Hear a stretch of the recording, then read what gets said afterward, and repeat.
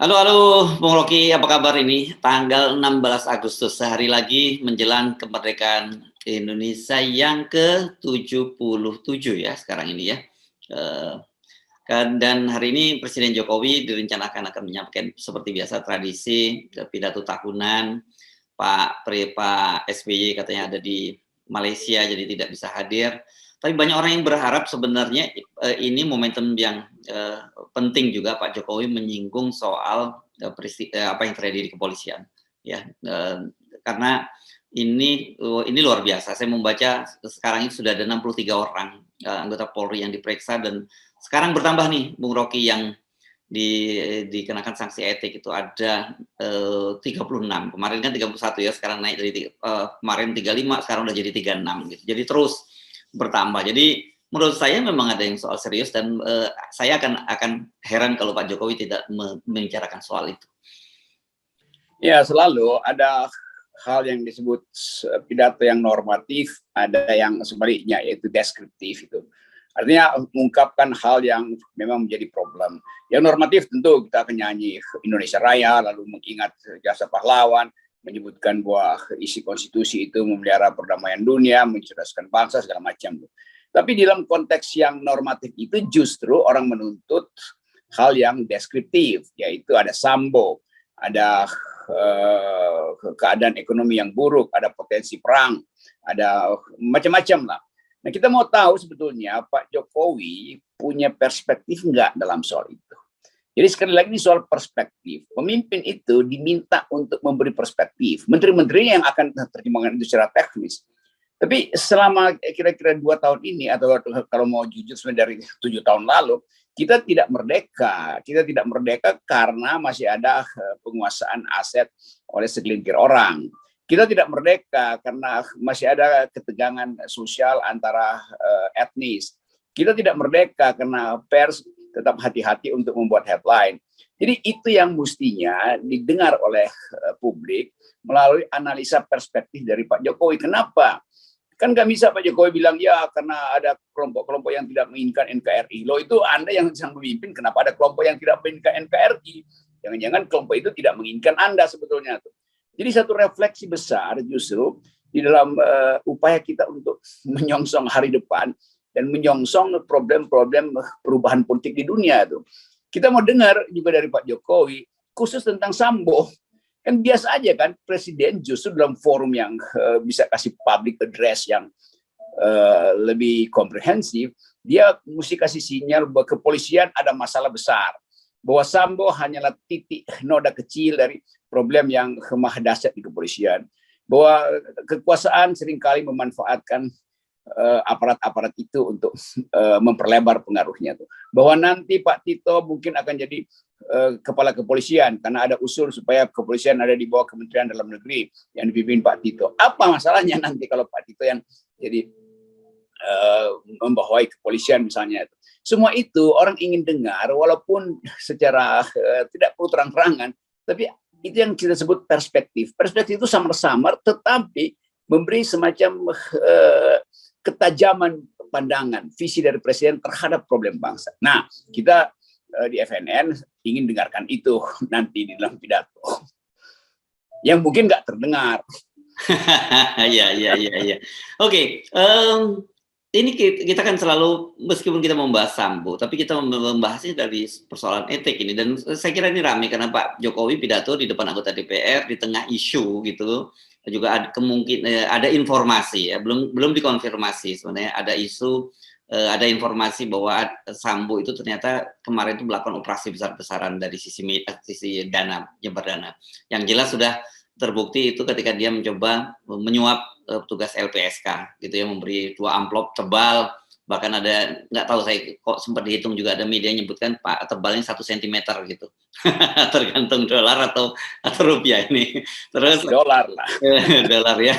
Tetapi ditolak dan kemudian sekarang malah bergulir ke KPK. Dan kemudian IPW, Indonesian Police Watch, juga mengaku dia ada informasi bahwa dana mengalir ke DPR dan sebagainya. Ini kan benar-benar kita melihat bahwa Sambo itu betul-betul kita bisa gunakan untuk memotret itu apa sebenarnya yang terjadi di negara kita ini.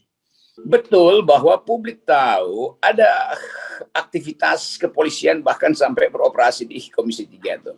Dan itu bukan karena kepolisiannya yang ingin intervensi, karena memang diundang oleh Komisi 3. Itu jadi pengetahuan umum bahwa Komisi 3 sering galang gulung dengan kepolisian tuh dalam membuat regulasi, dalam memutuskan perkara. Paling nggak ada sinyal Komisi 3, dan Komisi 3 itu isinya adalah tentu tidak semua anggota di situ, tapi kan itu komisi yang paling strategis, yang sangat dekat dengan kekuasaan tuh, karena anggota-anggotanya datang dari faksi-faksi pendukung Jokowi itu.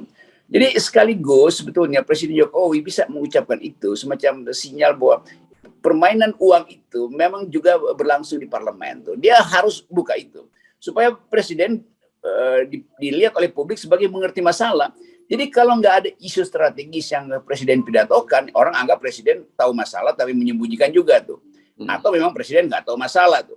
Jadi mesti terlihat bahwa Presiden itu pidato hal yang deskriptif tadi tuh, yang situasional tuh. Nah itu sebetulnya intinya kenapa mungkin masih ada beberapa waktu Presiden mengucapkan hal-hal itu di luar teks yang sudah pasti dibuatkan oleh timnya, dan teks itu pasti hal-hal yang normatif aja.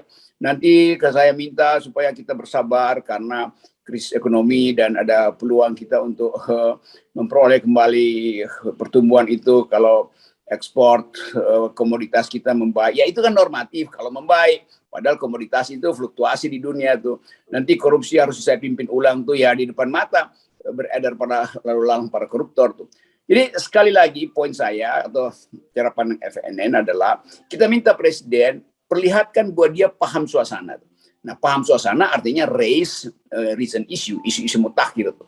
Ini yang akan membuat bangsa ini pulih lagi itu. Masih ada 1,5 tahun.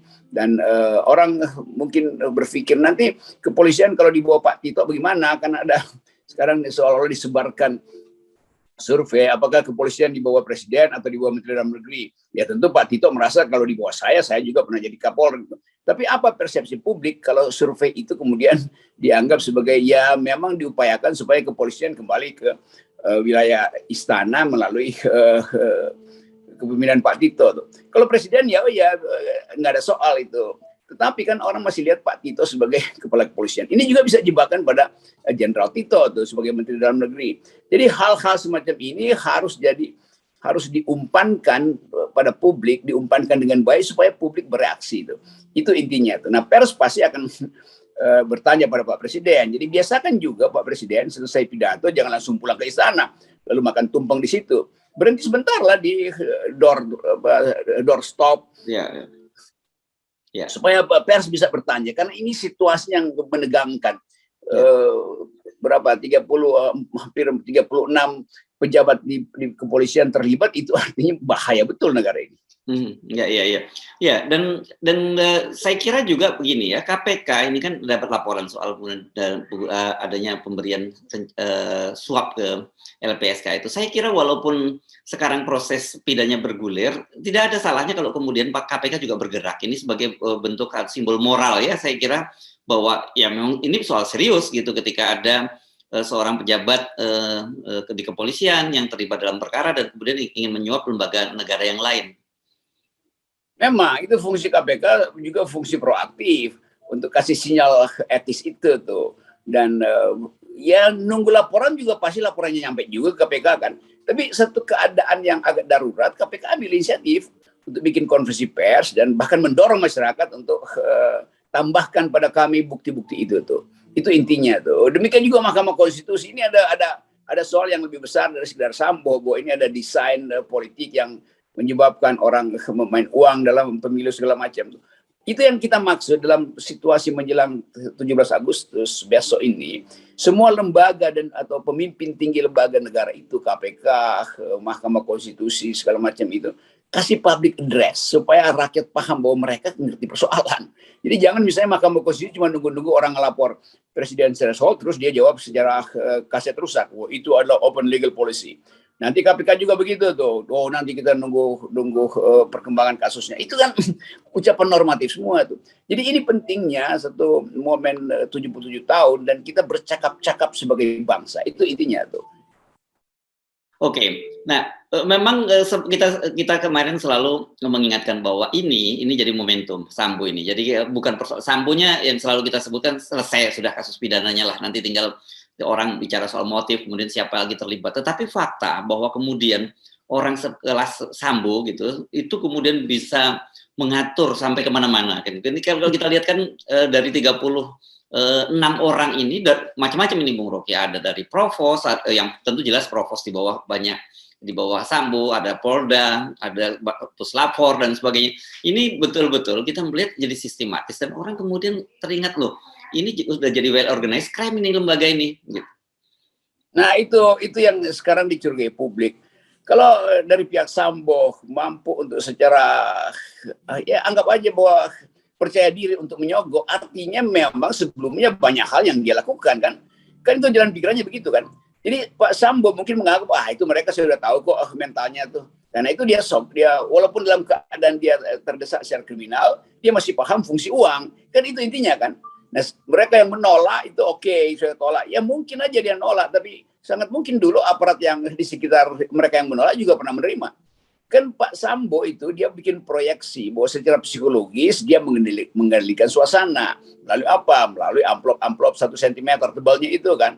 Jadi ini udah jadi kebiasaan sehingga aparat Pak Sambo merasa ya itu memang grammar kita, SOP kita adalah itu 1 cm amplop tuh, entah buat apa, entah buat siapa tuh. Dan kebiasaan itu kemudian dianggap bakal efektif lagi tuh, sehingga dilakukan lagi cara yang sama kan. Nah dalam kasus yang lain mungkin itu sukses, tapi karena ini kasus yang udah jadi kasus selebriti, udah diselebritikan sebagai kasus. Lalu semua mulai seolah-olah menahan diri. Oh enggak, kami menolak. Padahal sebetulnya sebelum kasus ini sangat mungkin tidak ada yang menolak tuh amplop 1 cm itu kan. Apalagi 1,5 cm. Ya, karena kan memang Pak Maaf Tebli misalnya, dia bercerita bahwa ketika peristiwa terjadi itu Ferdi Sambo nangis-nangis di depan Kompolnas dan kemudian dia juga berusaha menghubungi sejumlah anggota DPR, tapi kemudian banyak ada yang tidak bisa dikontak, ada juga tidak diangkat teleponnya dan sebagainya. Tapi kan artinya ini dia sudah mengerti sebenarnya jalur-jalur kemana yang mesti dia mainkan gitu ya. Ya itu sebagai sutradara dia ngerti pemain lakon yang dia kenal dulu itu si ini, yang bagian ngurus lighting si itu tuh. Jadi di luar kepala Pak Sambo tahu itu skenario yang harus dia mainkan, karena dia tahu orang-orang yang akan dia rekrut untuk mainkan skenario itu udah paham siapa Sambo dan apa tim di belakangnya itu tuh. Nah ini semua gejala yang tadi saya sebutkan. Presiden harus tahu detail itu, bahwa konspirasi, kasakusuk, bribery segala macam itu udah jadi semacam mata pencaharian semua pejabat kan. Dan itu intinya tuh. Dan itu yang mesti presiden ucapkan. Tapi nanti juga ada orang yang menganggap ya kalau presiden mengucapkan itu, ucapkan juga potensi konflik of interest di dalam pemilihan wali kota Solo, wali kota Medan. Kan itu akhirnya orang kan tuntut sampai di situ tuh. Memang itu konsekuensinya. Yang karena itu kalau kita seringkali FNN mengatakan etik itu akan menerobos semua hal, itu intinya tuh. Kalau soal hukum ya mungkin ya itu tidak terkena pasal ini, nggak ada konflik of interest ya, tapi mata hati etik rakyat itu nggak bisa dicegah melalui kacamata hitam yang dipasangkan pada semua orang. Nggak semua orang harus dipasangkan kacamata hitam sehingga melihat kegelapan doang. Selalu ada cahaya dari masyarakat sipil yang bikin orang atau bikin kekuasaan bahkan tiba-tiba karena udah biasa pakai kacamata hitam begitu udah limpangan. Efek-efek dari penerangan ini yang harus membuat bangsa ini tumbuh. Ya. Dan saya kira gini, jangan dibilang nanti juga kita cuma kritik sana kritik sini, tapi kritik internal media juga. Karena saya kemarin baca orang seperti katakanlah Pak Susno Duaji juga mengingatkan harusnya orang seperti Fahmi Alamsyah, staf ahli komunikasi publik polisi, Kapolri itu juga harus dijadikan tersangka gitu, karena kan disebut-sebut dia membuat skenario bersama dengan Ferdi Sambo, tetapi dia mengaku bahwa dia tidak membuat skenario, tapi dia membuat press release Nah, press release ini kan juga kemudian yang dikonsumsi oleh media. Jadi menjadi pertanyaan apakah juga ada aliran dana ke media. Ini saya kira kita harus berani juga membuka soal ini, atau kita harus membicarakan soal ini, jangan dianggap tabu bahwa ada praktek-praktek semacam itu yang ini juga mungkin membuat pemburukan terjadi terhadap bangsa ini. Ya itu maksudnya betul-betul. Saya setuju betul Pak Susno Duaji mengucapkan itu. Supaya mendorong keterbukaan, bahwa sangat mungkin juga pers sudah dibeli. Karena itu dipersiapkan press release yang memungkinkan pers memuatkan. Dan fakta-fakta itu terlihat. Jadi itu bagus ucapan Pak Susno Duaji. Yang dicurigai publik atau yang disinisi publik, kenapa Pak Susno aja yang ngomong, yang dulu juga sebagai kabar eskrim punya masalah besar, kan itu kan. Jadi berlapis-lapis. Orang anggap iya, tapi Susno Duaji juga kan nggak bersih gitu. Jadi itu intinya. Padahal yang diucapkan dia tuh bagus aja. Nah ini akhirnya begitu tuh. Kan itu mesti ada orang setara presiden yang mengucapkan itu sebetulnya tuh. Tapi presiden kan hanya kasih sinyal-sinyal. Ya coba dipercepat. Iya. Tapi lebih konkret lah apa yang dimaksud dipercepat. Mau ganti Kapolri, mau mempersoalkan prestasi-prestasi Merah Putih sebelumnya yang bermasalah, atau memperlihatkan ada prestasi yang positif dari Merah Putih itu, dari Satgas Merah Putih maksud saya itu. Jadi semua orang menunggu sebetulnya keterbukaan informasi itu. Ada yang harus dibuka, ada yang oke, karena ada menyangkut hal sensitif mungkin nggak perlu dibuka. Tapi secara umum orang ingin keterbukaan. Itu artinya bahwa di ujung nanti ada negosiasi, oke, yang ini nggak usah ya, ini berbahaya, ini terlalu sensitif, ini menyangkut data yang masih harus diverifikasi, bahwa kebiasaan aktivitas intelijen itu 20 tahun baru bisa dibuka datanya. Oke, tetapi ada motif awal ya, kami ingin lakukan otopsi menyeluruh. Dan sinyal itu kita tunggu dari pidato Presiden hari ini ya, Bung Rocky. Oke, terima kasih Bung Rocky, tetap 0%.